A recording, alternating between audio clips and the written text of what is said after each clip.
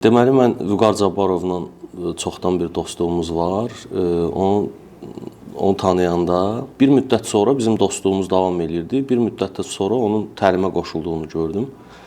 Və təlimdən qayıdandan sonra maraqlı proseslər müşahidə eləməyə başladım Vüqar müəllimdə.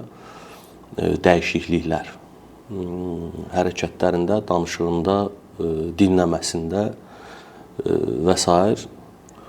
Mənə maraqlı gəldi və bizim təkidimizlə, dostların təkidi ilə bu təlimə Azərbaycanda başladı.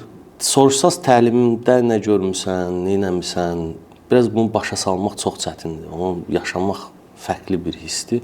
Deməli, ümumiyyətlə mənə görə bu cəmiyyətin yox, ümumiyyətlə dünya insanlarının ən əsas problemi özünü tanımaqdır.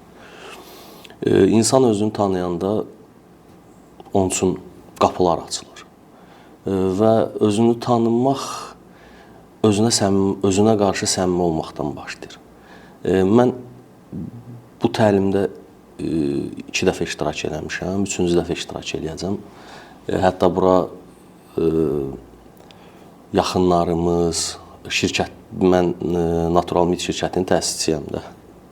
Oradan 4 əməkdaşımı qoşmuşam, ailəmdən qoşmuşam insanlar və xeyrini görmüşəm deyə istəyirəm ki, ətrafımdakı insanlar, işçilərim, ailə üzvlərim buradan yararlana bilsinlər. Bu təlimdə nə lazımdır insana?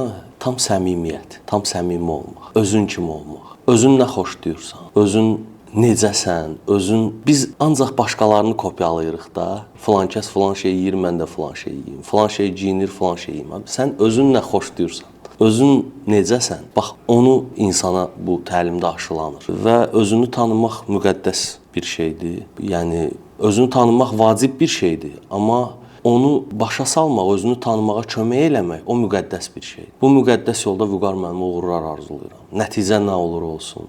Elədiyi iş müqəddəs işdir. Bu müqəddəs yolda onun ayaqları möhkəm olsun, möhkəm yerə bassın. Tutduğu yolda uğurlar arzulayıram. Qardaşları olaraq, dostları olaraq da əlimizdən nə dəstək gəlsə eləməyə hazır.